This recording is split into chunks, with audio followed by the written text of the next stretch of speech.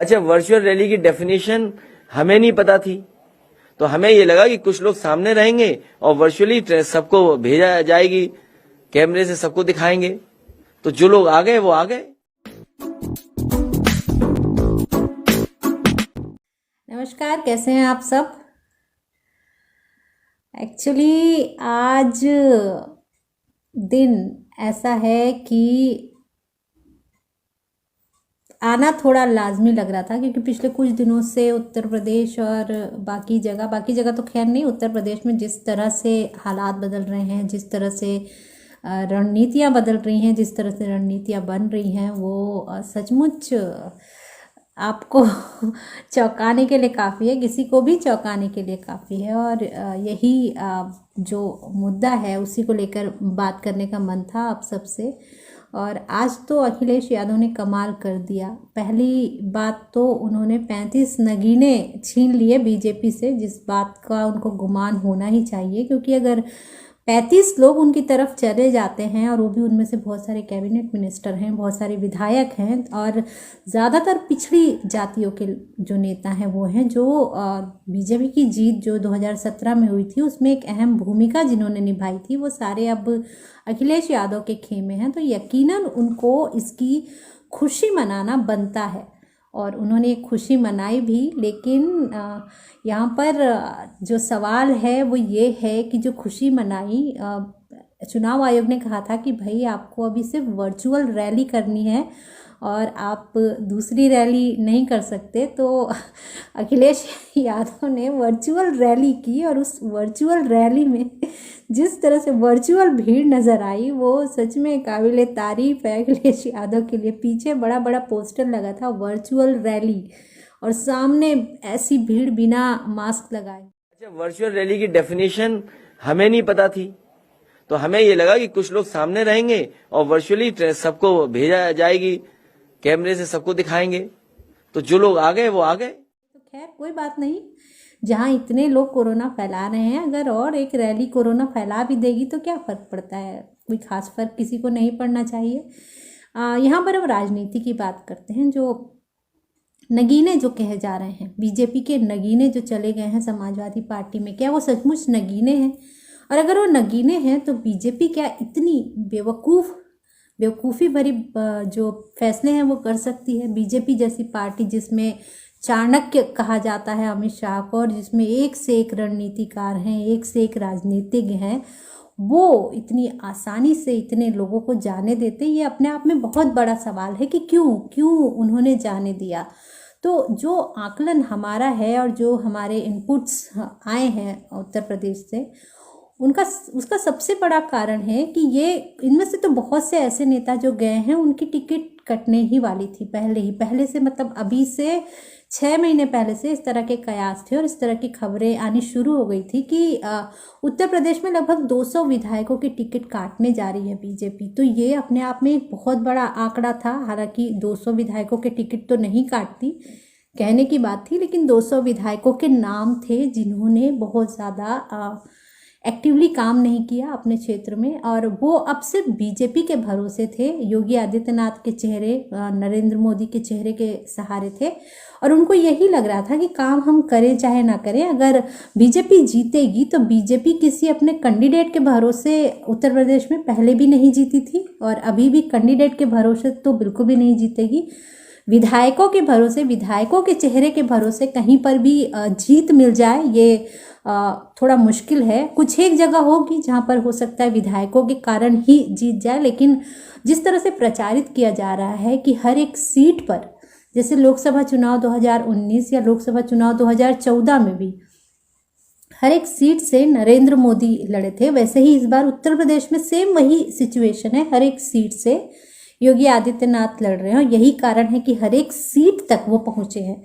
अगर उनके यात्राओं के, उनके दौरे की बात की जाए तो 203 जो विधानसभा क्षेत्र हैं वो सब जगह गए, और उन्होंने खास टारगेट किया उन 80 सीटों पर जहां पर बीजेपी हारी थी, जहां पर बीजेपी का बहुत ज़्यादा अच्छा प्रदर्शन नहीं रहा था। उन 80 स्थानों पर उन्होंने बार बार दौरे किए, जिसमें से पश्चिमी उत्तर प्रदेश के बहुत से क्षेत्र हैं, जिसमें से अगर आप बात करें कैराना की, तो इस तरह के बहुत से इलाके हैं जहाँ पर वो बार बार गए, उन्होंने बार बार अपनी जो आमद है वहाँ पर दिखाई, बार बार लोगों को ये विश्वास दिलाने की कोशिश की कि बस वही है, उनके अलावा कोई नहीं है जो इस प्रदेश का भला कर सकता है। तो लोगों को कितना समझ में आया होगा ये भी देखने वाली बात है। इतने जो वो हैं नगीने चले गए हैं समाजवादी पार्टी में, आपकी पार्टी में, तो मुझे लगता है कि अब तो जीत ही जाना चाहिए आप लोगों को। अब तो कुछ बचा ही नहीं है, सारा जो पावर है आपकी तरफ है। कौन सा नेता आपकी तरफ नहीं है, कौन सी पार्टी उत्तर प्रदेश की बच गई है जो आपकी तरफ नहीं है। अगर बसपा और कांग्रेस को छोड़ दिया जाए तो कांग्रेस को भी आप अपने खेमे का मानते हैं, तभी तो जो खड़ी हुई हैं आशा जी, उनके खिलाफ आपकी पार्टी कैंडिडेट नहीं उतार रही है। तो अंदर से तो आप सब मिले हुए हैं, ये बात जनता भी बहुत अच्छे से समझ रही है। तो ठीक है, और लेकिन इस बार जो ध्रुवीकरण हो रहा है वो लोग साथ नहीं आते, योगी के साथ लोग नहीं आते, मोदी के साथ भी लोग नहीं आते इस तरह से खुलकर। वो सिर्फ इसलिए आ रहे हैं क्योंकि आप जैसे लोग जो हैं, जो इस तरह से बुराई करते हैं या इस तरह से दूसरे खेमे पर प्रदर्शन करते हैं कि जो दूसरे लोग हैं, जो आम लोग हैं, जो चाहते भी नहीं राजनीति में दखल रखना, जो चाहते भी नहीं एक सोच बनाना, जो चाहते हैं कि जो समाज है वहाँ पर हिंदू, मुस्लिम, सिख, ईसाई सब मिलकर रहें, उनको भी आप लोग ध्रुवीकरण के तहत ये सोचने पर मजबूर कर देते हैं कि जब आप एक तरफा फैसले ले रहे हैं, जब आप एक तरफ जा रहे हैं, तो फिर बाकी लोग क्यों न जाएं, बाकी लोग अपने पसंद की जो पार्टी है उसका खुलकर क्यों नहीं समर्थन करें। और शायद यही कारण है कि सोशल मीडिया पर हर एक जो किसी राजनीतिक दल से संबंधित नहीं भी है, वो भी नरेंद्र मोदी के पक्ष में या योगी के पक्ष में बोल रहा है, सिर्फ आप लोग के कारण, क्योंकि आप लोग इस कदर मजबूर कर देते हैं कि बोलना पड़ता है। क्या खाओगे भाई? वक्त बता दो, कोई बात नहीं है। आपको क्या खाओगे? जितना बढ़ा के चालान काटना है, इतना बढ़ा के काट लो, हर चीज का काट लो। तो अब क्या करो, खा जाओ मुझे। वक्त बताएगा जब सरकार आएगी तो। मनमानी कर रहा हूँ ना तुम लोग। अगर सरकार आए तो फिर भी हेरा, फिर क्या होगा?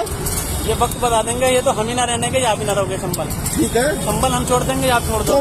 तो अपनी तैयारी कर दो चलने की। मैं तो ये रहूंगा। बस वो बता देंगे हम तुम्हें। ठीक बता देंगे, ठीक है। इतना हो सकता हो बढ़ा के काट देना, गाड़ी भी करवा देना। खैर, आज जो बात मैं कर रही हूँ, जो सीटों के और उसकी बात कर रही हूँ, जिस तरह से बंटवारा किया गया सीटों का, भी जिस तरह से कैंडिडेट घोषित किए हैं, जो गठबंधन है समाजवादी पार्टी का, उसने 29 सीटों में से 9 सीट उन्होंने मुसलमानों को दी है।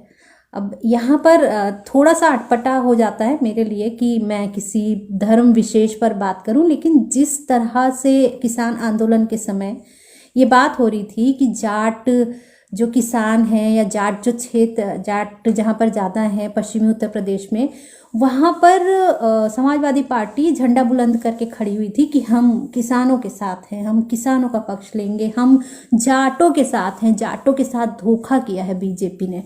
कितने लोगों को आपने वोट टिकट बांटी है जाट बहुल क्षेत्रों में, ज़्यादातर क्षेत्रों में आपने मुस्लिम कैंडिडेट खड़े किए हैं। फिर जाटों के साथ न्याय कैसे हुआ? फिर किसानों के साथ न्याय कैसे हुआ? अब किसानों के वोट चाहते हैं मुसलमानों के लिए, ये कौन सा फंडा है भाई? हमें भी समझाइए जरा, ये फंडा हम भी समझना चाहते हैं। जाट वोटर क्या करेगा या जाट का क्या मन है? माफ़ कीजिए, ये ठेका तो मैंने कभी लिया नहीं था। माफ़ कीजिए, ये ठेका तो मैंने कभी लिया नहीं था। तो भाई, खेल तो सब लोग एक ही तरह का खेल रहे हैं। बीजेपी अपने पिच पर खेल रही है, समाजवादी पार्टी अपने पिच पर खेल रही है। और एक तारीफ बनती है अखिलेश यादव की, उन्होंने सभी पार्टियों को, लगभग सभी पार्टियों को अपनी तरफ कर लिया है, एक तरफ कर लिया है, क्योंकि इन सब पार्टियों को ये बात पता है कि अकेला चना भाड़ नहीं फोड़ पाएगा। जब तक ये चने एक साथ नहीं होंगे तब तक ये भाड़ नहीं फोड़ पाएंगे। तो ये सारे इसलिए एक हो गए हैं, भले सोच ना मिले, भले इनके जो काम करने का तरीका है वो ना मिले, और भले ही पहले एक दूसरे को चाहे जितनी गालियाँ देते रहे वो ये लोग, लेकिन अब ये साथ हैं क्योंकि इनको बीजेपी को हराना है। लेकिन जो अभी तक जो ज़मीनी बातें जो निकल कर आ रही हैं उत्तर प्रदेश से, डर के कारण बोल रहे होगी जनता, हो सकता है सत्ता से बहुत डरती है जनता इसलिए बोल रही हो, लेकिन जनता जहाँ भी बोल रही है एक ही सुर में एक ही तरह की बातें बोल रही है। मुस्लिम बहुल क्षेत्रों को छोड़कर, मुस्लिम बहुल क्षेत्रों में तो इस बार पहले जो ये मुस्लिम थे बार बार मुझे ये शब्द इस्तेमाल करना पड़ रहा है, लेकिन पहले जो ये थे लोग, एम फैक्टर जो था खुलकर सामने नहीं आता था। हालांकि ये कभी भी बीजेपी के खेमे में नहीं थे, कभी नहीं थे। कुछ एक महिलाओं ने भले ही 2019 में 3 तलाक का जो उनके लिए काम हुआ था और जो बाकी काम नरेंद्र मोदी ने किया था, उसके चलते कुछ लोगों ने, कुछ महिलाओं ने बीजेपी के पक्ष में ज़रूर वोटिंग की थी। लेकिन अगर मोटा मोटी देखा जाए तो इनका वोट कभी भी बीजेपी के साथ नहीं आता। ये हमेशा ही दूसरे जो बीजेपी के विरुद्ध हैं, ये उनकी तरफ ही वोटिंग जाता है इनका। तो ये स्वाभाविक बात है। वहाँ अगर आप जाकर राय जानने की कोशिश करेंगे तो वो तो बुराई ही करेंगे।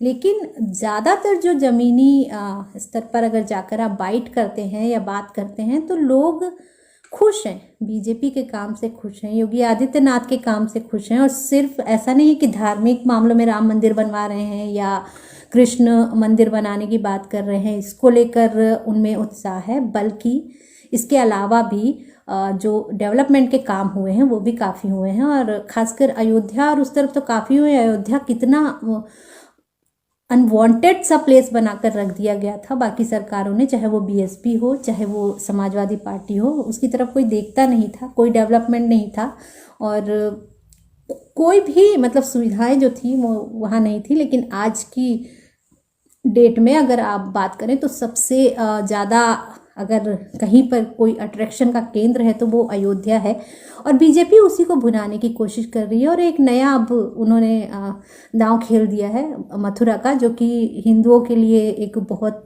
प्रतिष्ठा का सवाल है। हिंदू इस बारे में सोचते हैं कि हाँ, जो हमारी चीज़ है वो हमें मिलनी चाहिए, तो वही चीज़ें हो रही हैं। अखिलेश यादव की जो वर्चुअल रैली थी उसको लेकर थोड़ा सा मतलब बात करनी थी कि ऐसी वर्चुअल रैली अगर चुनाव आयोग इजाज़त दे तो मुझे लगता है कि सारे लोग यही वर्चुअल रैली करने लगे। ऐसी वर्चुअल रैली पहली बार देखी मैंने जहाँ पर पोस्टर वर्चुअल रैली का लगा रखा है और भीड़ पूरी बिंदास है, स्टेज पर भी और स्टेज के नीचे भी।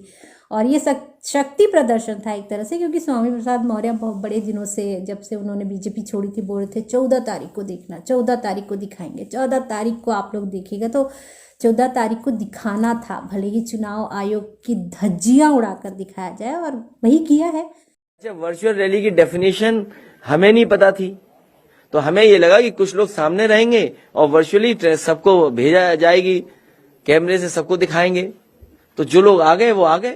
तो कोई बात नहीं, देखते हैं चुनाव आयोग कार्रवाई क्या करता है। वैसे भी चुनाव आयोग बहुत ज़्यादा हुआ तो कुछ दिनों के लिए इनकी रैलियों को रोक देगा, या जो भी बातें हैं चुनाव आयोग के ऊपर अब निर्भर करता है कि वो क्या करेगा। लेकिन उनकी तरफ से पॉलिटिक्स फिर होगी, फिर कहेंगे कि हमको चुनाव आयोग सता रहा है केंद्र के इशारे पर, अपनी गलती नहीं देखेंगे। पर आज बहुत बड़ी गलती की है योगेश यादव ने भी, माफ़ कीजिएगा, अखिलेश यादव ने भी, और साथ ही जो उनके सारे जो नेता जो शक्ति प्रदर्शन कर रहे थे। इतनी बड़ी भीड़ को नहीं बुलाना था, आप शक्ति प्रदर्शन करते और स्क्रीन पर दिखाते अपनी शक्ति, लेकिन आपने भीड़ के तौर पर जो लोगों को बुलाया, वहाँ पर जुटाया बिना मास्क के, तो एक कारक आप भी बनेंगे जो कोरोना है उसको बढ़ाने में। खैर, सभी बढ़ा रहे हैं, आप भी बढ़ाइए, क्या फ़र्क पड़ता है। माघ मेला अलग हो रहा है, लोगों के यहाँ फंक्शंस अलग हो रहे हैं, मना करने के बावजूद लोग मिलजुल अलग रहे हैं, तो भाई आप भी कर लीजिए, आपका भी हक बनता है, आप भी इस देश के नागरिक हैं। तो जो भी इस देश में घटे उसमें आपका योगदान ना हो, ऐसा कैसे हो सकता है। तो इसमें भी सही, ठीक है, ओके, पर गलत किया आपने अखिलेश जी। तो आपको थोड़ा सोच समझकर, आप एक बहुत बड़ी पार्टी की, अब तो बहुत बड़ी पार्टी हो गई है आपकी उत्तर प्रदेश में, उसके नेता हैं, ऐसे पार्टी के नेता हैं जो एक तरह से बीजेपी के सामने सबसे बड़ी पार्टी विपक्ष बनकर खड़ी है। कांग्रेस और बसपा तो कहीं नज़र नहीं आ रहे हैं। तो आपको थोड़ा सा संजीदा होना चाहिए बस, और कुछ नहीं कहना चाहूँगी मैं। बाकी तो जनता देख ही रही है, जनता जनार्दन है, जनता जानती है सब कुछ।